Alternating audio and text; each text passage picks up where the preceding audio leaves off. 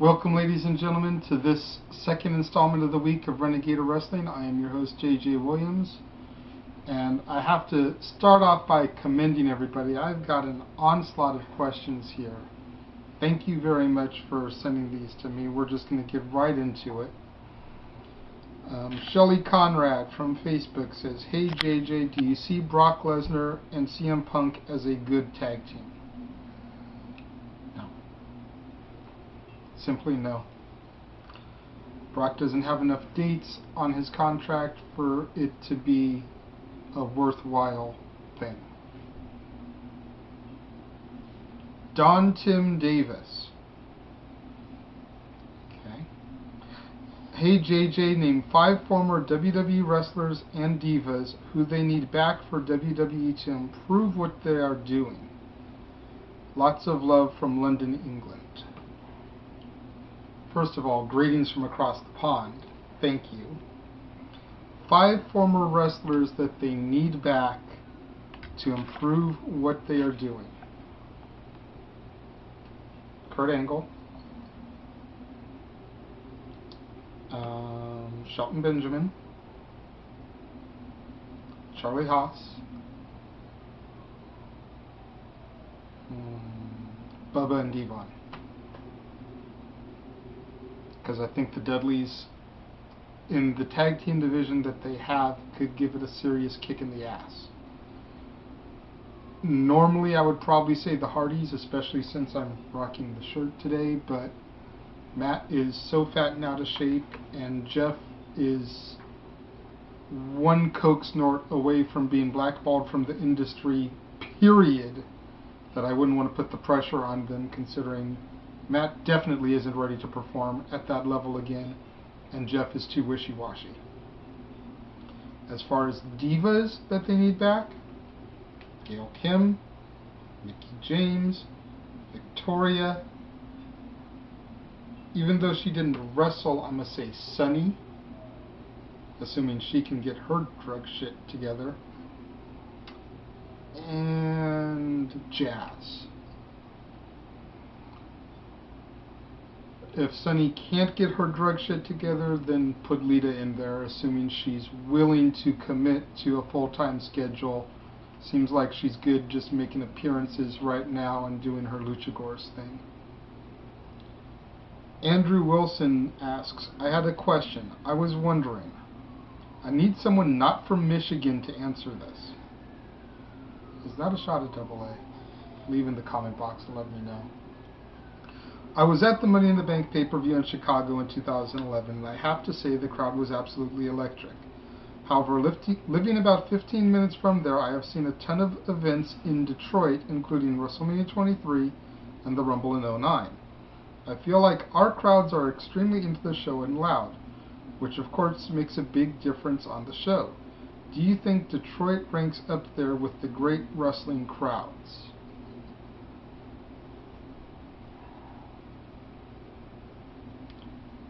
I would probably put it in the top 10. I'm not sure about the top 5.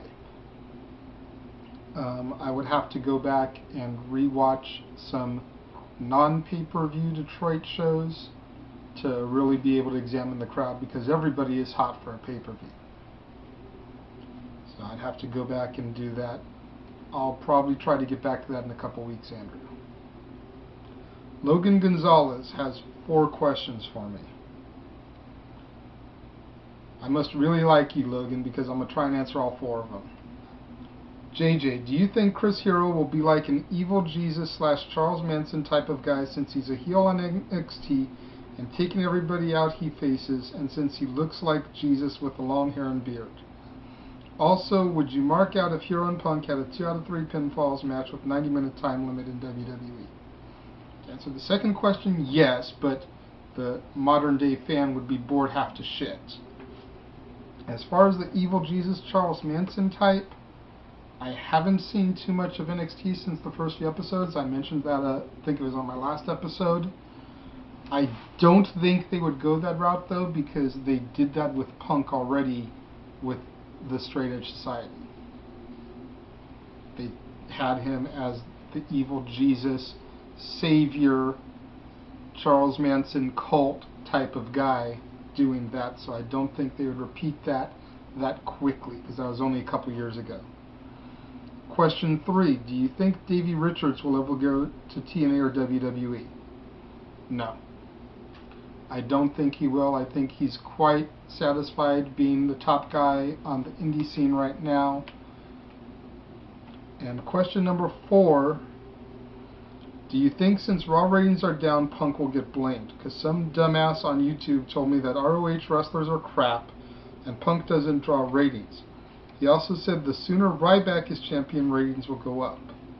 I laughed so hard and went on a rant. This dumbass thinks Ryback, who botches his finisher, can be champ and ratings will go up.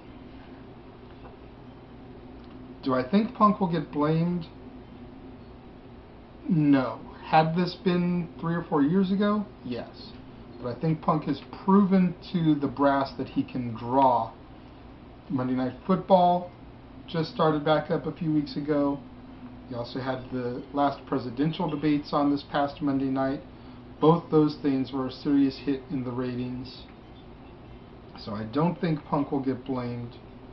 As far as Ryback being champion and ratings go up, and a champion who botches his finisher as champ, already had a couple of those. Batista, anyone remember him? Could barely get Booker T up for the Batista bomb without dropping him on his skull. Yeah. Ryback is not going to be champion at the pay-per-view. He's not going to win the title yet. Maybe on down the road, because, you know, Vince likes to jerk off to the big bound muscleheads. Maybe someday, but not right now. Don Marlin asks, hey JJ, do you think Raven versus Punk at Mania would be an epic match or an epic fail? And what type of match would it have to be? I say it should be Clockwork Orange House of Fun. At this point, I would say it would be an epic fail, because Raven isn't the performer that he was 5 or even 10 years ago when he was feuding with Punk in ROH, and Punk was a member of the Gathering in TNA. As far as it being a Clockwork Orange, that's a TNA copyrighted match, so they could probably come up with something similar to it, but it won't be the same thing because that's a TNA copyrighted thing. I would have to say it would probably end up being a hardcore rules match, Falls Count Anywhere type of thing. Something that fits in with Raven's old ECW style and Punk's old indie style. From Twitter, CJ Mullins at your buddy CJ says, if you had to book Punk's run through Mania, how would you book it and what would the payoff be? Punk hold the title to Rumble. Punk loses the title at Rumble to Rocky. Punk goes on to Mania to face either Austin, if Austin's willing to commit to one more match, Taker, if Taker's hip isn't bothering him too much, like I'm hearing reports that it is, hearing that he probably has to go back to square one with his hip replacement surgery because of the match with Triple H at Hell in a Cell. Or option 3, make a triple threat at Mania between Rock, Cena, and Punk. That's the way I would book it. YouTube, NEFF Myvia. What happened to Generation Me? They are back on the indie scene, working as the Young Bucks. They were PWG Tag Team Champions until Super Dragon decided to come out of retirement and team up with Kevin Steen to just whoop and mop the floors with those two Punk babies. Since then, Super Dragon got re-injured, I believe, so much for that one. But they're on the indie scene. I think they're still doing work with ROH. I could be wrong there. I believe they were in the big tag team tournament not that long ago after the debacle. Blanking on the dude's name right now.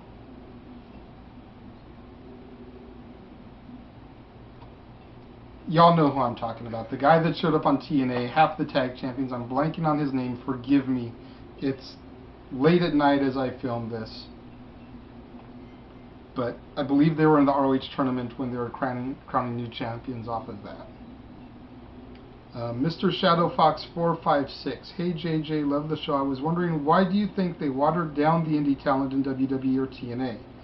They would have way more great matches. Also the same with the Divas. They have a lot that can wrestle, and if given the chance, that can put on a great match. So why do you think they watered them down?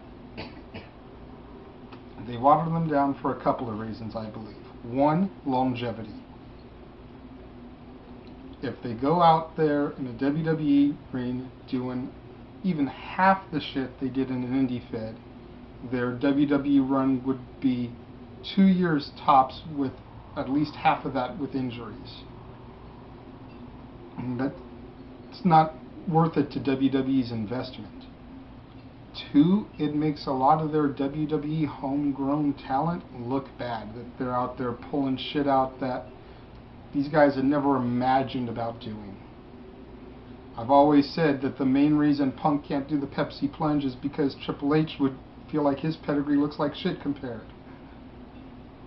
You know, there's also the wear and tear on Punk's knees, but, you know, if you take a move that somebody's already doing and improve on it, you make the other person look like shit. And when the other person just so happens to be the son-in-law / heir apparent to the McMahon throne, not a good thing to do. HC Drools 0001. Stone Cold recently said that the WWE and World Heavyweight titles should be unified ASAP. The ideal time to do this is WrestleMania 30. So my questions are, who's in the match, as what champion, and what type of match would it be, and of course, who would win?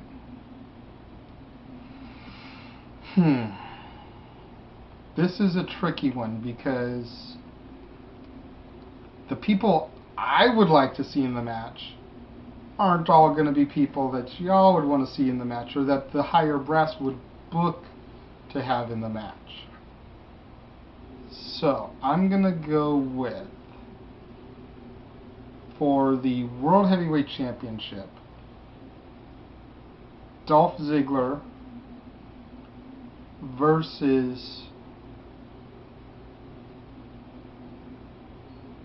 Cody Rhodes. And I know what you're thinking. You're saying, that's a heel versus heel. Trust me, in time, either one of those could go babyface. For the WWE title, I would have it be Bryan Danielson / Daniel Bryan, whatever you want to call him, versus Punk. And I would have the finals be Bryan versus Dolph. At least as it stands right now with the talent pool they've got. No Cena, no Orton, no Sheamus, no Big Show. Keep all those guys out of it. They've had way more than enough times with the belt anyway. Punk Fan 97. Can Ryback lose to Punk and still have all his momentum? Also, what can they do to avoid killing him? Yes, Ryback can lose. It's called interference. He'll still have all his momentum. Punk will look like the cheap, dastardly heel who had to cheat to win. Honey Boo Boo getting into wrestling. Your thoughts? Big M Express writes, looking at Stat Boy's massive beard, it's clear he wants to dress up as either Mike Knox or Edge circa 2008 for Halloween. What do you plan to be for Halloween? I'm not getting dressed up on Halloween night. I will be getting dressed up tomorrow for Pinky's Playhouse. I am going to be one of Pinky's nobodies as a fan in the crowd. That is what I'm going to be for Halloween. Red 56 Reigns. Hey JJ, my question is Jeff Jarrett versus Triple H. Who was a better wrestler and who was more political? And what would you say are both their places in wrestling history? Better wrestler? Triple H. More political? Triple H. Both their places in wrestling history? Degenerate and mediocre worker that had to go to a second and third rate company to become world heavyweight champion. One of those companies he had to start himself. I drink lots of beer. What? As it regards to AJ Styles, why do you think he hasn't had a world title shot since he lost it to RVD shortly after Hogan and Bischoff first started in TNA? Same with Samoa Joe. I think it's a joke that arguably the greatest athlete in any sport isn't the world champion, but yet someone like Jeff Hardy, who's no-showed on several occasions, gets the title because he kicked his drug habit. Fair to him for getting clean, but personally I think it's a few years too late. I agree with you on a few years too late. I agree with you that Cokehead Hardy should not be the world champion, even though I did predict him, because I knew the angle they were going with. And I wholeheartedly agree that either Joe or AJ should be on top of the company. They have busted their asses for too long in that promotion to be in the lower mid-card like they are. Telephoto USA says, regarding Ryback, if I was a long-time WWE mid-carder, I'd be pissed that he's getting this fast-track push into the title scene. I can only assume that it's because of Cena's injury, because all he's done is squash matches against two jobbers, followed by semi-squash matches over low to mid-card guys. I'm sure they wanted to build a win streak, cough, Goldberg WCW ripoff, cough, but the Cena injury evidently forced the issue. Your thoughts? I completely agree with you. I think that he was going to end up in the main event eventually, but I think that the only reason he got there right now is because of Cena's injury. You know, even though there's other people they could put into the match, we all know who Vince likes, so they gave it to a big, juiced up musclehead with lazy eye worse than Debo, and less talent than Zeus too, honestly, to be in the main event of a C-rate pay-per-view, who Punk is going to have to literally carry like freaking 200 pounds of dead shit to a good match.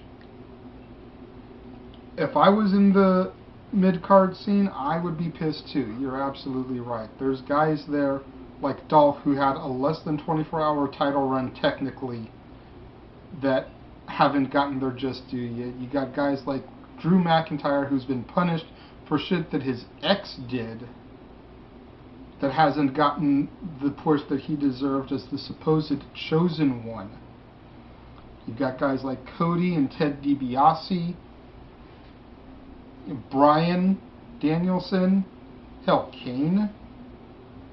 Any of these guys would be a better fit in that match than Ryback. Seriously. R-Truth? He's not doing nothing now that Santino's freaking Intercontinental Champion. Throw him in there. So, if I skipped your question, it's because I want to do a little bit of research into it before I answer it, so forgive me. Other than that, that's going to wrap up the show for today. Thank you very much for tuning in, and we'll see you next time here at the Casa Guillotine Studios.